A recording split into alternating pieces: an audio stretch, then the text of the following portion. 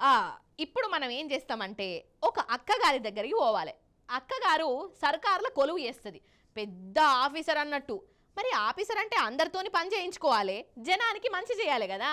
పేదోళ్ళ ఇండ్లల్లా దీపం వెలిగించేందుకు సాయంగా ఉండాలి, గంతే కదా. కానీ ఈ మేడం గారు ఏం చేసిర్రో జర చూడు రేవో మల్క.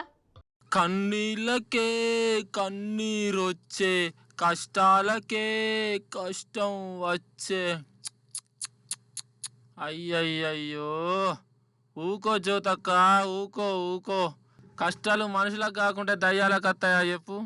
ఆ? ఈ లోకం అంతే జ్యోతక్క.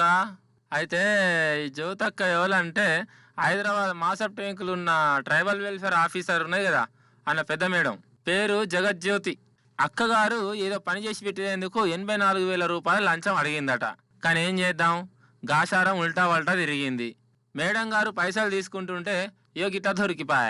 పాపం ఒక ఏడుపు కాదు, అసలైతే అక్కగారి కండ్ల పొంట నీళ్ళొస్తుంటే పాపం అమాయకురాలు, అన్నం బున్నం తెలవని సంఘ సేవకురాలు అని అనుకున్నాను నేనైతే.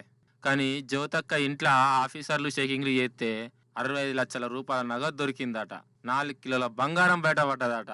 ఇండ్లు, భూమి జాగలు, బంగ్లాలు కూడా ఉన్నాయట. ఏటికి లెక్క పత్రాలు లేవని అంటుర్రు. అంటే సర్కార్ కోలు వస్తే చాలు లంచాలతోని కోట్ల కోట్లు సంపాదించుడే నాయింది అన్నట్టు అక్కగారు సోమవారం నాడు మస్తు ఏడిచింది కదా. ఇక మంగళవారం నాడు అక్క గుండె నొప్పి వచ్చినట్టు అయిందట. దావఖానా తీసుకుపోయారు కానీ అంతా బరాబరి అని చెప్పారట డాక్టర్లు. ఇంకేమున్నది, పోలీసు వాళ్ళు మహానటి అనుకుంటా మేడం గారిని జైలు పంపిర్రు. కాదోళ్ళ సర్కారు జీతాలు ఇయ్యనే ఇయ్యబట్టే ఆ జీతాలు కూడా జనానియేనాయి. మళ్ళీ ఈ లంచాల వేరుతోని పీక్క తినుడేంది? సర్కార్ కులు అనగానే లంచాలు తీసుకోవాలి అనే రూల్ ఏమైనా ఉన్నదా? నియత్ గల్లోళ్ళు చాలా మంది ఉన్నారు, వాళ్ళని ఆదర్శంగా తీసుకోవాలి. కానీ ఇటువంటి లంచగొండ ఆఫీసర్లు చేయబట్టి మంచోళ్ళకు కూడా చెడ్డ పేరు రావట్టే. చి